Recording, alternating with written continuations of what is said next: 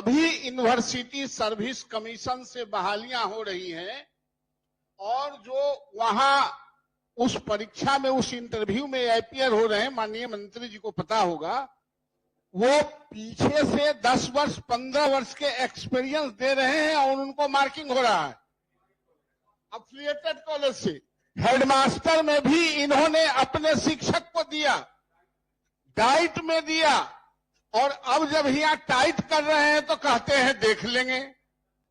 इसलिए महोदय, सबसे बड़ी बात है कि आप जो लगातार 15 वर्ष 20 वर्ष से सेवा कर रहा है और आपने एक निकाला कि हम सक्षमता परीक्षा लेंगे, हालांकि वो लोग परीक्षा एगो दूगो नहीं दिया है, हमेशा लेते रहे हैं, लेकिन सक्षमता परीक्षा में आपने कहीं यह नहीं कहा था कि लेंथ ऑफ सर्विस जो पहले से होगा हटा के लड़कन के सीनियर कर देंगे या बूढ़ा को जूनियर कर देंगे। इसलिए महोदय, सेवा निरंतरता के बारे में माननीय मंत्री जी को क्या कहना है? अर्जिता अवकाश जो जरूरी है, ये 2-3 सवाल है, इसलिए प्रोन्नति का सवाल है। इसलिए महोदय, माननीय मंत्री से हम लोग उम्मीद करते हैं कि ये छोटे मोटे जो प्रॉब्लम है, ये विभागीय अधिकारी इसको उलझा के रखना चाहते हैं सारे लोगों से सलामी ठुकवाने के लिए, आप इससे निजात दिलवाइए। ठीक, मैं उन बातों को दोहराना नहीं चाहता हूँ। सेवानिवृत्ता के बारे में माननीय सदस्य भी बोले और मैंने सर्वोच्च न्यायालय का एक न्यायाधीश जो है उनकी भी कॉपी थी, लेकिन सभापति महोदय, किसी भी सेवा में अगर संवर्ग परिवर्तन होता है, इस ध्यानाकर्षण का एक अंश वो भी है, तो वरीयता बरकरार रखने के लिए या उनके सम्मान के लिए अतिरिक्त वार्षिक वेतन वृद्धि भी दी जाती है। और पहले भी 2015 में आपने अतिरिक्त वार्षिक वेतन वृद्धि दी थी, हालांकि वो भी विसंगतिपूर्ण थी। 3 वर्षों में एक बार आपने वार्षिक वेतन वृद्धि दी।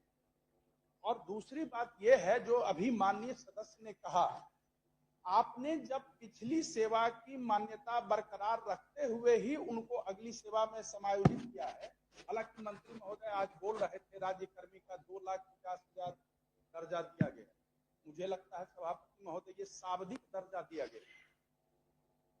संभवतः मंत्री महोदय ये नहीं जान रहे हैं, मैं जानकारी देता हूं, आपके विभाग ने एक पत्र निकाल दिया जो कि उनको वेतन इतना ही दिया जाए।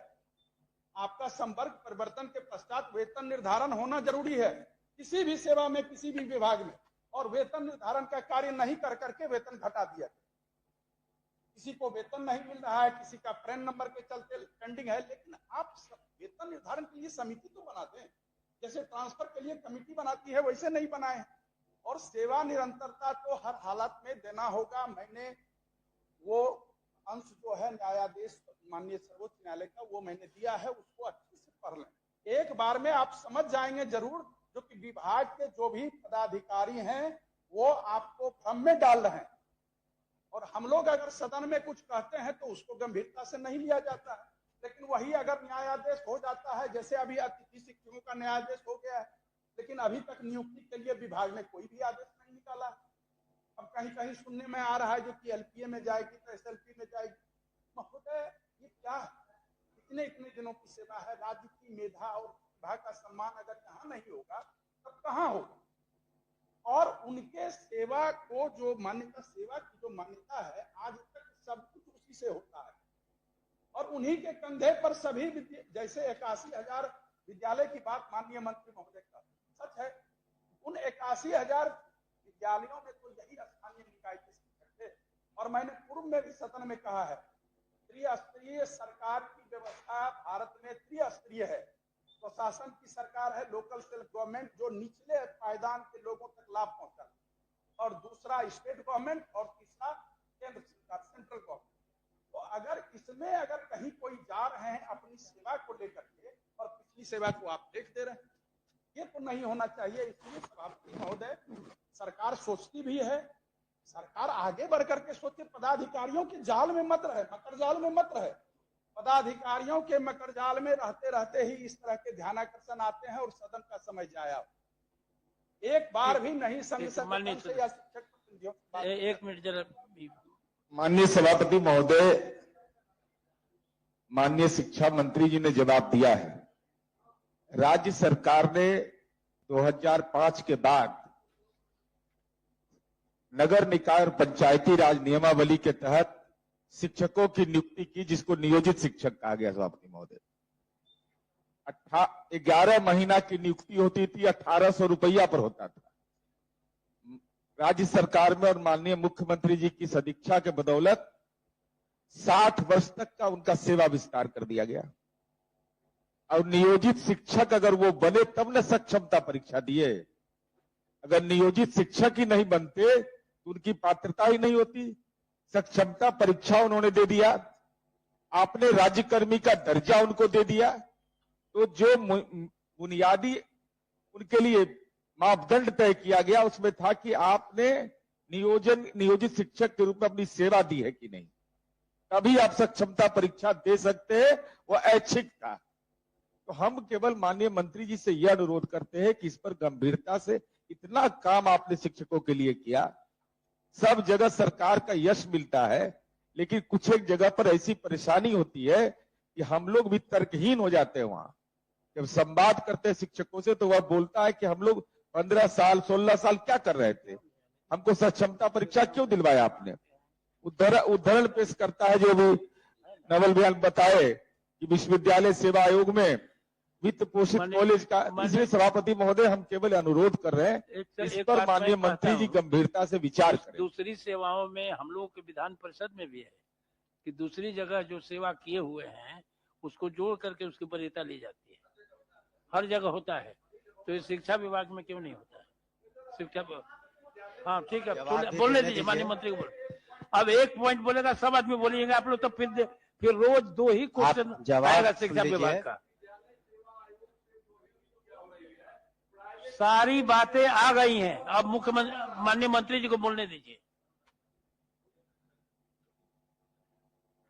माननीय सभापति महोदय, भी तो भेग आता है। जो बातें माननीय सदस्यों ने उठाई हैं तो ठीक है, उसको हम रिविजिट करेंगे, पुनः इसकी समीक्षा करवा कर हम एक कमेटी बनवा देंगे और जो इसमें सही बातें हैं जो लागू होने लायक होंगी वो लोग हम लोग करेंगे। एक कमेटी स्तरीय पदाधिकारी के सेक्रेटरी के जो अभी ज्वाइन किए हैं उनके अंतर्गत बनवा देंगे और जो और उसको 1 महीने का समय बजट के बाद। मंत्री जी आपसे विशेष आग्रह है, समिति नहीं नीति बनवा दीजिए। नहीं तो समिति को जल्दी हो जाए करके उसके बाद हम लोग जरूरी है, निर्णय ले लेंगे। अभी हम तो समझ में नहीं आता कि इस तरह से क्यों ऐसे शिक्षा विभाग में लागू हो गया कि वरीयता नहीं लागू होगा। इससे महोदय सत्र में माननीय मंत्री ने सेवा निरंतरता एक आदमी बोलेंगे तो होगा, सब आदमी बोलेंगे तो कुछ आएगा नहीं। आश्वस्त किया था सेवा निरंतरता पर के लिए, इसलिए वो बात आगे बढ़नी चाहिए, वहीं पर रुका नहीं रहे महोदय। आपको कठिनाई हो तो कहिए, हम समिति बना देते हैं अपने ही का कि ये लोग आपको सलाह देंगे। समिति हम अपने स्तर पर, आपको जैसा मैंने कहा महोदय कि हम अपने स्तर पर करवा लेंगे और जो निरंतरता है या जो भी इन्होंने प्रश्न उठाए हैं 1 महीने के अंदर बजट के बाद, बजट सेशन में काफी कार्य रहता है, उसके बाद जो ठीक होगा उसको महोदय निर्धारित। ये बात तो लास्ट टाइम भी माननीय मंत्री ने कहा था, 15 दिन 10 दिन 11 दिन 1 महीना 2 महीना 2 साल 5 साल बजट सत्र के बाद, बजट सत्र के बाद, क्योंकि अभी बजट में व्यस्त रहते हैं लोग, उसके बाद इस पर समिति बना के अपना विचार करेंगे। समिति तो बनाइए ना, समितियां रिपोर्ट कब देगा ये खाली हम जानना। हम कहा कह रहे हैं कि 5 दिन में दे दीजिए, अप्रैल के लास्ट तक दे देंगे। अप्रैल के लास्ट तक आग्रह है। ठीक है महोदय, वैसे समिति आसन का निर्णय सर्वोपरि है और उसको सलाम निर्णय नहीं, आग्रह है कि हो जाएगा, निर्णय नहीं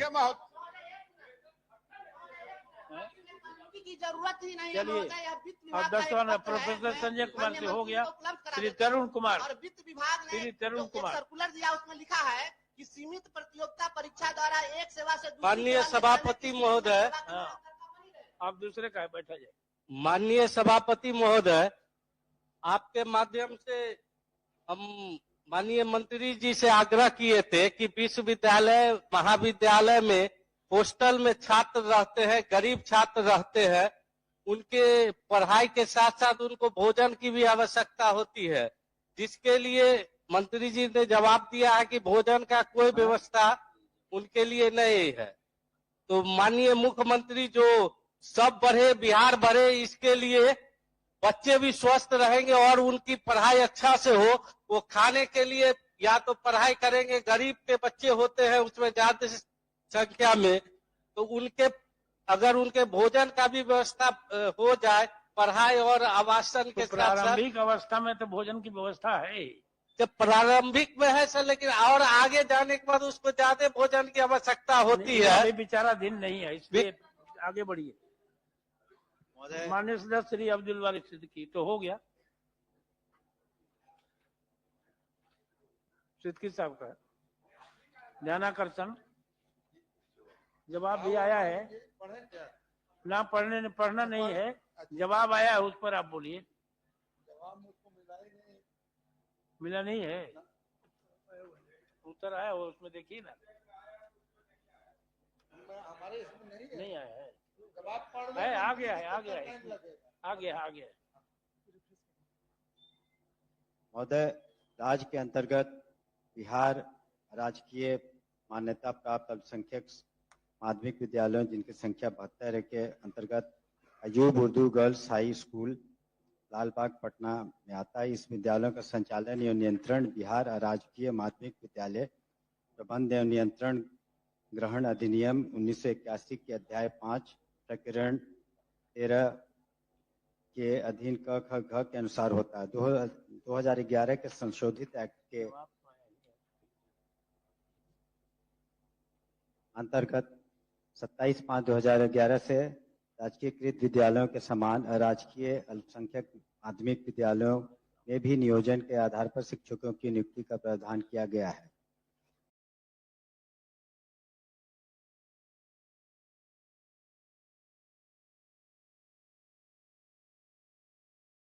महोदय, कि क्या यह सही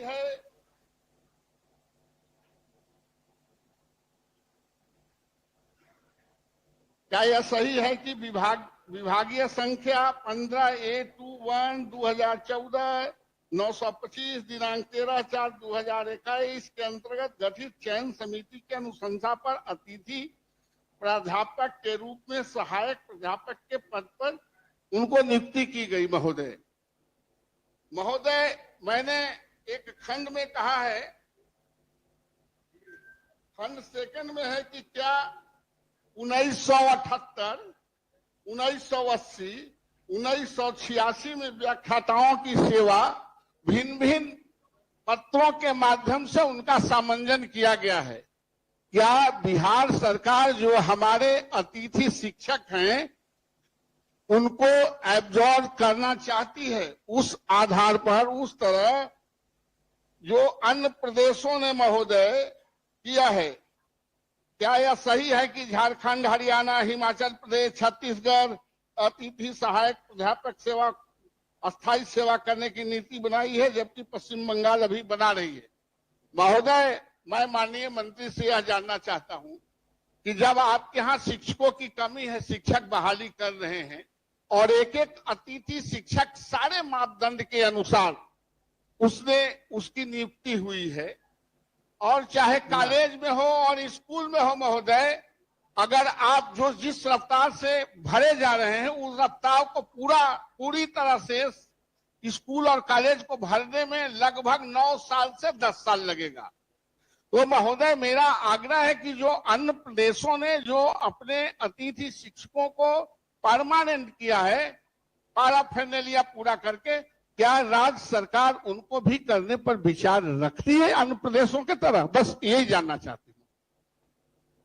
महोदय, जो माननीय सदस्य ने अपनी बातों को जिक्र किया, पहले बात तो ये कि 9 से 10 साल नहीं लगेंगे शिक्षकों को नियुक्ति करने में। आपने देखा होगा कि स्कूलों के शिक्षकों में जो नियोजित शिक्षक थे, कितने रफ्तार तेजी से हम लोग उनका कर रहे हैं। 2,50,000 से ज्यादा हो चुका, बीपीएससी के थ्रू 2 लाख हो चुका, प्रधानाध्यापक और प्रधान शिक्षक का 42,000 से ज्यादा अभी 9 तारीख को होगा।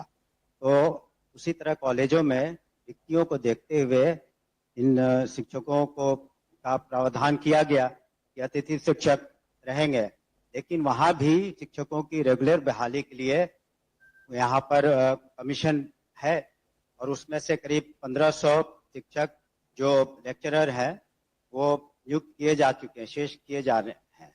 तो तत्काल इस तरह का, ये बात उनका कहना सही है कि अन्य राज्यों में इस तरह की व्यवस्था है, लेकिन हमारे राज्य में तत्काल इस तरह की व्यवस्था हम लोग इस पर विचार नहीं कर रहे हैं, क्योंकि हम लोग रेगुलर अपॉइंटमेंट में कार्रवाई कर रहे हैं। धन्यवाद। ठीक, अब प्रश्नोत्तर काल समाप्त हुआ। महोदय जिन प्रश्नों के उत्तर हो गए हैं उन्हें सदन की मेज पर रख दे।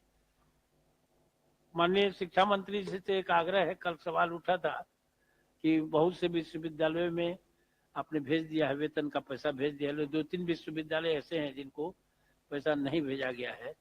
तो उसमें चूंकि होली का समय है, आज ही उसको हम निश्चित रूप से उसकी समीक्षा कर लेंगे महोदय। आज जब कैंसर से और कई तरह कैंसर से पीड़ित महिलाएं जो है वहां धरना पर बैठी है आरा में, और उन लोगों को पेमेंट नहीं मिला है, और ये बहुत गंभीर विषय है। आज महिला दिवस के रूप में हम कहना चाहते हैं कि महोदय वहां आरा में जो है और वीर कुंवर सिंह यूनिवर्सिटी में बहुत सारे कॉलेजों का जो पेमेंट नहीं मिला, अंगीभूत कॉलेजों का, और धरना पे बैठे वो लोग, ये बहुत गंभीर मसला है। तुरंत उसका पेमेंट करवाइए और होली के पहले करवाइए पेमेंट।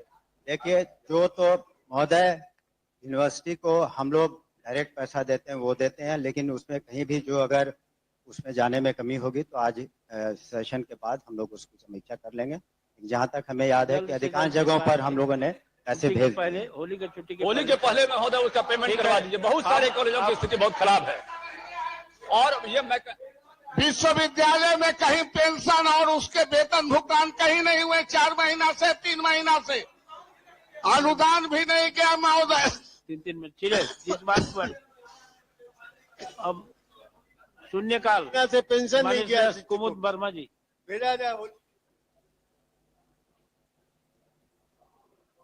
कुमुद वर्मा जी। निजी जानकारी के अनुसार गया जिला